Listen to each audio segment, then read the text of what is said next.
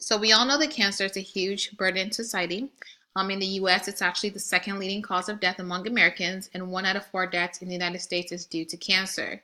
My data will focus on cancer statistics in Maryland. And for my first raw data set, we're going to be looking at cancer statistics in Maryland counties. In particular, this data will looks at all types of cancer, all ages, all races, male and female from the year 2011 to 2015. The data gives information on age-adjusted rates, the number of cancer cases, and the population for each county in Maryland. You can also play with these values in ascending and descending order in Excel to get a better interpretation of the data. But overall, the data is hard to interpret and has very little meaning. The second set of raw data is also cancer statistics in Maryland. However, this is looking at rate of new cancer cases by race and ethnicity in both sexes, and also rate of new cancer cases by sex and race and ethnicity. Unlike the previous data, this data focuses on all counties in Maryland. However, age-adjusted case count and population is given for each race and sex. Overall, we can tell that this data and the previous data drives information. However, the data by itself is not powerful. People don't always understand things with rows of numbers. So we can tell that the data is boring and doesn't generate much information, much like the previous data. You have to be able to use it to drive conclusions for it to actually matter. It needs tools and a strategy to be able to get the most out of it. And that's where data visualization comes in. So what I did was I took the cancer statistics in Maryland counties and populated that information into Excel and generated a map. A natural reaction of some users when looking at figures of cancer rates is to compare rates in their counties to other counties. The map visualization is a great tool because it allows users to visualize spatial relationships in the data by indicating data on a geographical map. By simply looking at this map, we can tell, for example, the counties in the southeastern portion of Maryland have higher incident rates compared to counties in this area.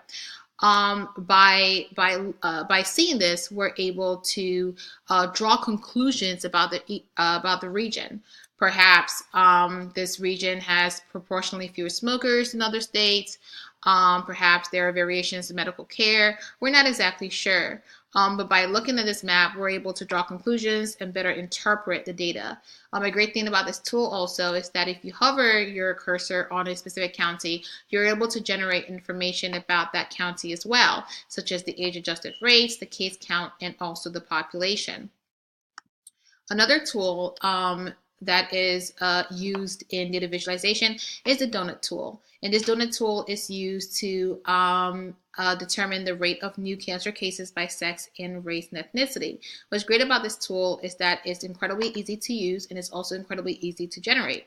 So by looking at this tool right away, we can tell that the number of cancer cases in whites are significantly higher than the rest of the other races and ethnicities. We can also see that blacks are trailing second, and that Hispanics and Asian Pacific Islander are exactly the same at around 3%, and Native American, Native Indian, and Alaskan Native are almost non-existent. So by just looking at this, you're able to easily interpret the data. I also used a bar graph to visualize the rate of new cancer cases by race ethnicity in both sexes. So I split it in male and also split it in female. So by looking at this, we can easily tell that when looking at male, blacks have a higher rate of new cancers compared to whites. But then when you look at females, you can tell that white females have a higher rate of cancers compared to blacks. And this can be easily determined by just looking at the size and the length of the bar graphs. So this is one great way of visualizing data and being able to interpret the data in a very quick and easy way. So this project relates to other module topics, and this project actually does not use any PHI. However, it is important to consider ethical procedures throughout the visualization process.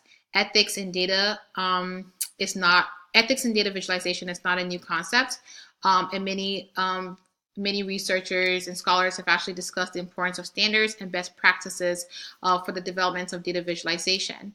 The role of an information developer is to ensure that data visualization are both truthful to real life and represented in a way that's easy to comprehend and not to confuse the public. So knowing that the goal of information design is to represent understood data for the purpose of increasing cognition, information developers should be mindful of ethical issues surrounding data visualization to ensure that they're not exploiting the reader's perception of facts by injecting fiction or representing the data incorrectly. So an example of this would be truncating important information from a graph, like the y-axis or the x-axis, in order to mislead the public. But overall, by comparing raw data and data visualization tools, we can obviously see that data visualization is an easier way to interpret data, and it's a great way to draw conclusions from the data as well. Thank you.